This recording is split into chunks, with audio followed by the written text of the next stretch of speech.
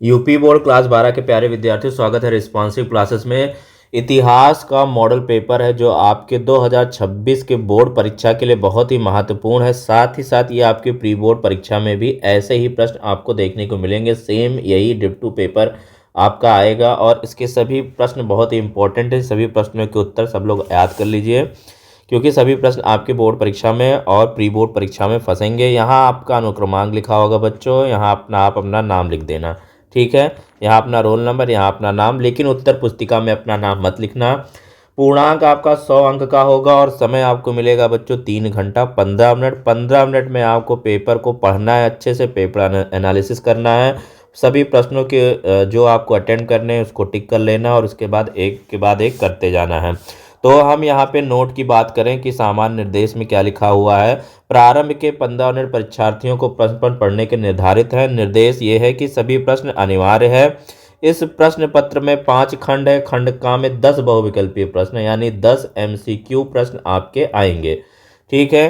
खंड खा में 5 अति लघु उत्तरीय प्रश्न है और खंड गा में 6 लघु उत्तरीय प्रश्न है और खंड घा में 3 विस्तृत उत्तरीय प्रश्न है तथा खंड अंगा में 10 ऐतिहासिक तिथियों और 5 मानचित्र से संबंधित प्रश्न हैं। तो ये कुछ इस प्रकार पेपर का फॉर्मेट है बच्चों। सभी प्रश्नों के निर्धारित अंक उनके सामने अंकित हैं। तो सभी लोग एक बार वीडियो को लाइक कर लें, चैनल को सब्सक्राइब कर लें, ताकि मेरे द्वारा अपलोड की गई वीडियो का नोटिफिकेशन आपको हमेशा मिलता रहे। खंड का में हम देखेंगे बच्चों बहुविकल्पीय प्रश्न, ठीक है। तो खंड का को स्टार्ट करते हैं। सारे के सारे 10 के 10 MCQ आपके इंपॉर्टेंट है, सबके आंसर आप यहाँ पे रट लीजिए। पहला प्रश्न है कि भारतीय पुरातात्विक सर्वेक्षण के प्रथम डायरेक्टर जनरल कौन थे। ऑप्शन नंबर 1 है John Marshall, R wheeler, Cunningham, VA Smith. तो भारतीय पुरातत्व सर्वेक्षण के प्रथम डायरेक्टर जनरल कौन थे, तो कनिंघम थे। ऑप्शन नंबर आपका तीसरा सही हो जाएगा यहाँ पे। अगला प्रश्न है, बढ़ते हैं अगले प्रश्न की ओर। महाभारत के रचनाकार कौन है। महाभारत के रचनाकार कौन है। अर्जुन है, श्री कृष्ण है, विदुर है या फिर वेदव्यास है। तो महाभारत के रचनाकार है वेद व्यास। ऑप्शन नंबर चौथा सही हो जाएगा। तीसरा प्रश्न है बच्चों, निम्न में से कौन खालसा पंथ के संस्थापक थे। खालसा पंथ के संस्थापक कौन थे। गुरु गोविंद सिंह थे, गुरु अर्जुन सिंह थे, गुरु तेग बहादुर सिंह, गुरु तेग बहादुर या फिर गुरु नानक देव जी। तो खालसा पंथ की स्थापना किसने की है, गुरु नानक देव जी ने की है। ऑप्शन नंबर चौथा सही हो जाएगा। चौथा प्रश्न है बच्चों, बंगाल में स्थायी बंदोबस्त व्यवस्था किसने लागू की। स्थायी बंदोबस्त व्यवस्था किसने लागू की। ऑप्शन पहला है लॉर्ड वेलिजनी, दूसरा है लॉर्ड कॉर्नवालिस, तीसरा है लॉर्ड एलनबरो और चौथा है लॉर्ड डलहौजी। तो बंगाल में स्थायी बंदोबस्त व्यवस्था किसने लागू की थी, लॉर्ड कॉर्नवालिस ने की थी। ऑप्शन नंबर आपका यहाँ पे दूसरा सही हो जाएगा। पांचवा प्रश्न है बच्चों, रामकृष्ण मिशन किससे संबंधित है। रामकृष्ण मिशन किससे संबंधित है। ईश्वर चंद्र विद्यासागर से, केशव चंद्र सेन से, स्वामी विवेकानंद से या फिर राजा राम मोहन राय से। तो रामकृष्ण मिशन किससे संबंधित है, स्वामी विवेकानंद से संबंधित है। ऑप्शन नंबर तीसरा यहाँ पे सही हो जाएगा। छठा प्रश्न है बच्चों, निम्न में से किसने संथालों का नेतृत्व किया था। संथालों का नेतृत्व किसने किया था। सिद्धू, कान्हू, भगत, पहला और दूसरा दोनों। तो संथालों का नेतृत्व किसने किया था, सिद्धू और कान्हू दोनों ने। ऑप्शन नंबर यहाँ पे चौथा सही हो जाएगा। फिर बढ़ते हैं सातवें प्रश्न की तरफ। सातवां प्रश्न है बच्चों, भारत का प्रथम स्वतंत्रता संग्राम नामक पुस्तक के लेखक कौन है। भारत का प्रथम स्वतंत्रता संग्राम नामक पुस्तक के लेखक कौन है। बाल गंगाधर तिलक हैं, VD सावरकर है, महात्मा गांधी है, सुभाष चंद्र बोस है। वेरी इंपॉर्टेंट प्रश्न है, कई बार रिपीट प्रश्न हुआ है, इसका उत्तर याद कर लीजिए। भारत का प्रथम स्वतंत्रता संग्राम नामक पुस्तक के लेखक है VD सावरकर। कौन है भाई, VD सावरकर। ऑप्शन नंबर दूसरा यहाँ पर आपका सही हो जाएगा। आठवां प्रश्न है बच्चों, चौरी चौरा घटना के बाद किस आंदोलन को वापस लिया गया। तो चंपारण सत्याग्रह, बारदौली आंदोलन, असहयोग आंदोलन, होम रूल आंदोलन। तो हमने ये पढ़ रखा है हिस्ट्री में कि चौरी चौरा घटना जो होती है गोरखपुर में इस घटना के बाद कौन सा आंदोलन वापस ले लेते हैं? तो महात्मा गांधी जी असहयोग आंदोलन को वापस ले लेते हैं, जबकि असहयोग आंदोलन बहुत अच्छा काम कर रहा होता है, लेकिन यहाँ पे हिंसात्मक कार्य हो जाता है चोरी चोरा घटना में, इसलिए अहिंसा का पालन करने वाले महात्मा गांधी जी असहयोग आंदोलन रद्द कर देते हैं, वापस ले लेते हैं। ऑप्शन नंबर तीसरा सही हो जाएगा।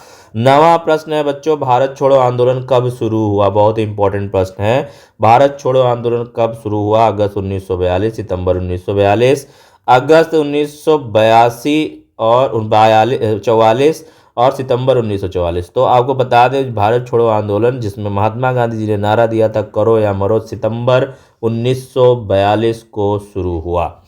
10वां प्रश्न है, महात्मा गांधी को किसने सर्वप्रथम राष्ट्रपिता कहकर संबोधित किया? वेरी इंपॉर्टेंट प्रश्न। राष्ट्रपिता सबसे पहले किसने संबोधित किया था? क्या सरदार वल्लभ भाई पटेल ने, जवाहरलाल नेहरू ने, भगत सिंह या फिर सुभाष चंद्र बोस? तो बिल्कुल सबसे पहले महात्मा गांधी को राष्ट्रपिता कहकर किसने संबोधित किया है? तो सुभाष चंद्र बोस ने किया है। ऑप्शन नंबर आपका चौथा यहाँ पे सही हो जाएगा। अब बच्चों हम खंड खा की तरफ आते हैं। कुछ इंपॉर्टेंट प्रश्नों के जो आपके अति लघु उत्तरीय प्रश्न है, जिनका उत्तर आपको किस में देना है? 30 शब्दों में बच्चों देना है। इसके उत्तर मैंने लिख के रखे हैं यहाँ पे। इंपॉर्टेंट प्रश्न है, सारे रट लीजिए, यही आपके एग्जाम में फंसेंगे। पहला प्रश्न है 11वां, कल्हड़ ने किस ग्रंथ की रचना की थी? कल्हड़ ने किस ग्रंथ की रचना की थी? तो कल्हड़ ने बच्चों राजतरंगिणी नामक सुप्रसिद्ध ग्रंथ की रचना की थी। तो कल्हड़ की क्या रचना है? राजतरंगिणी है। फिर 12वां प्रश्न है बच्चों, अशोक के अभिलेखों को पढ़ने में सबसे पहले कौन सफल रहा? तो जेम्स प्रिंसप। कौन सफल रहा? James Prinsep. 13वां प्रश्न है बच्चों, अंडाल कौन थी, उन्हें क्या कहा जाता था? तो अंडाल दक्षिण भारत की एक महान संत कवयित्री थी, जिन्हें गोदा देवी या नचियार भी कहते हैं, जो विष्णु के प्रति अपनी अट्टू भक्ति के लिए जानी जाती है और दक्षिण की मीरा कहलाती हैं। 14वां प्रश्न है, 1857 ईस्वी में विद्रोह में कानपुर से किसने अंग्रेजों को चुनौती दी थी? तो सन 1857 के विद्रोह में कानपुर से अंग्रेजों को नाना साहिब, जिसको धोतू पंथ कहते हैं, ने चुनौती दी थी। भारत का अंतिम वायसराय कौन था? बहुत इंपॉर्टेंट प्रश्न है। तो लॉर्ड माउंटबेटन। भारत का अंतिम वायसराय कौन था? लॉर्ड माउंटबेटन था। ऑप्शन नंबर सॉरी, इसका उत्तर आपका लॉर्ड माउंटबेटन हो जाएगा, याद कर लीजिए। खंड गा जो है बच्चों, जिसका उत्तर आपको 80 शब्दों में देना है, लघु उत्तरीय प्रश्न है, जिसमें पहला 16वां नंबर का प्रश्न है कि अलवार एवं नैनार के विषय में आप क्या जानते हैं?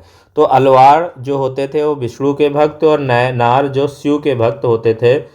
दक्षिण भारत के प्रमुख तमिल कवि संत थे, जिन्होंने 5वीं-10वीं शताब्दी के दौरान भक्ति आंदोलन में महत्वपूर्ण भूमिका निभाई।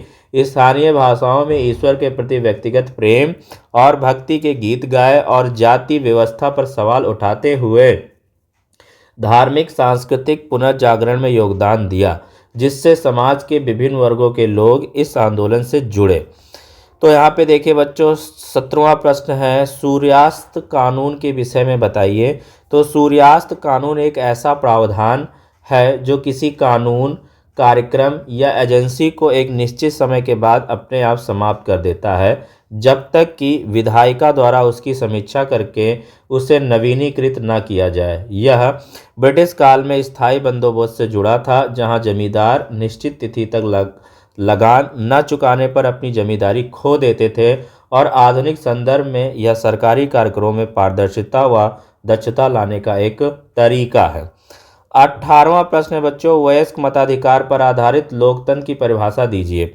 वयस्क मताधार पर आधारित लोकतंत्र वह शासन प्रणाली है जहां देश के सभी वयस्क नागरिकों, आमतौर पर 18 वर्ष या उससे अधिक आयु को, बिना किसी भेदभाव, जाति, धर्म, लिंग, आर्थिक स्थिति के वोट देने का समान अधिकार होता है, जिससे वे अपने प्रतिनिधि चुनते हैं और सरकार बनाते हैं, जो जनमत और गरिमा पर आधारित होती है। फिर 19वां प्रश्न आता है बच्चों, स्तूप का क्या अर्थ है, यह आपको अपने शब्दों में बताना है।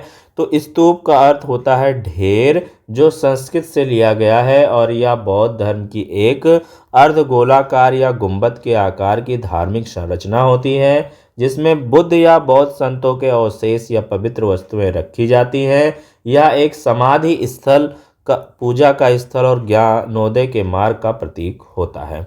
फिर बच्चों यहाँ पे 20वां प्रश्न है। 20वां है, भारतीय इतिहास में बुकानन का विवरण सर्वेक्षण कितना मूल्यवान है।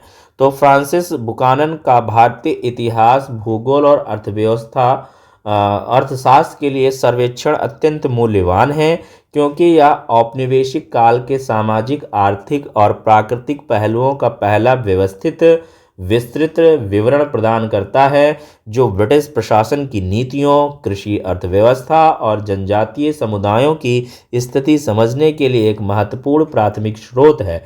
हालांकि यह कंपनी के हितों से प्रभावित है। फिर 21वां प्रश्न है बच्चों, सिंधु सभ्यता की दो विशेषताएं लिखिए। तो क्या है विशेषताएं? सिंधु सभ्यता की दो प्रमुख विशेषताएं कुछ इस प्रकार है। पहला है सुनियोजित शहरी नियोजन। इसमें क्या था? सुनियोजित शहरी नियोजन में ग्रिड पैटर्न, यानी नगरों को समकोण पर काटती सीधी और चौड़ी सड़कों में बांटा जाता था, जो शहर को ब्लॉकों में विभाजित करती थी। उसके बाद आपका आता है जल निकासी। तो प्रत्येक घर में स्नानागार और शौचालय होते थे, जिनका पानी ढकी हुई नालियों से होकर सड़कों तक पहुंचता था, जो एक उत्कृष्ट जल निकासी प्रणाली को दर्शाता है। सोचिए, इतनी पुरानी जो हमारी सभ्यता थी, सिंधु घाटी सभ्यता, वो आज की सभ्यता से कितनी मतलब अभी हम इतना डेवलप हो पाए हैं, तब हमारे नगर निगमों में कुछ ऐसी व्यवस्था हो पाई जिनकी नालियाँ ढकी होती, लेकिन गांव स्तर पर देखा जाए तो आज भी नालियाँ खुली हुई हैं। लेकिन इतनी जो 2500 साल पुरानी आपकी सभ्यता थी, उसमें कुछ इस प्रकार का जल निकासी जो आपने यहाँ पे लिखा है कि व्यवस्था थी, कि इसमें पानी क्या होती थी, ढकी हुई नालियों से होकर सड़कों तक पहुँचती थी, जो एक उत्कृष्ट जल निकासी प्रणाली को दर्शाता है। मकान कैसे बने थे बच्चों? तो मकान पक्की ईंटों से बने होते थे, जिनमें आंगन, कुएं और बाथरूम होते थे, और कई घरों में एक से अधिक मंजिलें भी होती थीं। फिर बच्चों हम यहाँ पे खंड घ में आएंगे, जिनका उत्तर आपको, जो दीर्घ उत्तरीय प्रश्न है, और इनका उत्तर आपको 200 से 250 शब्दों में देना होता है। ठीक है। 22वां प्रश्न है, और सभी दीर्घ उत्तरीय प्रश्न में आपको एक ऑप्शन में मिलेगा, कोई आपको एक ही अटेम्प्ट करना है, जैसे कि हड़प्पा शहरों की जल निकासी प्रणाली का वर्णन कीजिए, या फिर जैन धर्म के महत्वपूर्ण शिक्षकों का वर्णन कीजिए। दोनों प्रश्नों में जो आपको आता होगा वो आप अच्छे से अटेम्प्ट करके 250 शब्दों में लिख देना। ये प्रश्न आप तैयार कर लीजिए अपने बुक से, तो ये प्रश्न आपके एग्जाम में फंसेंगे। फिर 23वां प्रश्न में भी दो ऑप्शन दे रखा है। पहला प्रश्न है, अल बिरूनी कौन था? इतिहास में वह क्यों प्रसिद्ध है? फिर अथवा में है आया बच्चों, व्यक्ति आंदोलन, भक्ति आंदोलन के प्रमुख सिद्धांतों का वर्णन कीजिए। ये दो प्रश्न में से कोई एक करना है 250 शब्दों में। फिर आप आ जाइए 24वां प्रश्न, यानी कि आप देख पा रहे हैं यहाँ पे कि आपके 3 लॉन्ग आंसर आते हैं। ठीक है, और प्रत्येक लॉन्ग आंसर में आपका एक अथवा में होता है, कोई एक ही आपको अटेम्प्ट करना है। संतालों के विद्रोह के कारण प्रकृति और महत्व की विवेचना कीजिए, या फिर इसके साथ है कि भारत के संविधान की मूलभूत विशेषताओं पर लेख लिखिए। तो ये सारे जो आपके मैंने 6 यहाँ पे क्वेश्चन लिखे हैं, 6 क्वेश्चन आप तैयार कर लो, आपके लॉन्ग के प्रश्न फंस जाएंगे। फिर खंड अंगा में आ जाइए बच्चों। खंड अंगा में कुछ ऐतिहासिक तिथियां दे रखी होंगी, उनसे संबंधित घटनाओं का उल्लेख करना होता है। ये 10 नंबर का प्रश्न आपके एग्जाम में पूछा जाता है। तो यहाँ पे मैंने कुछ इंपॉर्टेंट 10 तिथियां लिखी हैं, इन तिथियों को आप याद कर लीजिए। जैसे कि यहाँ पे लिखा हुआ है 321 ईसा पूर्व में मौर्य साम्राज्य की स्थापना हुई थी, 1 नंबर का पूछा जाएगा।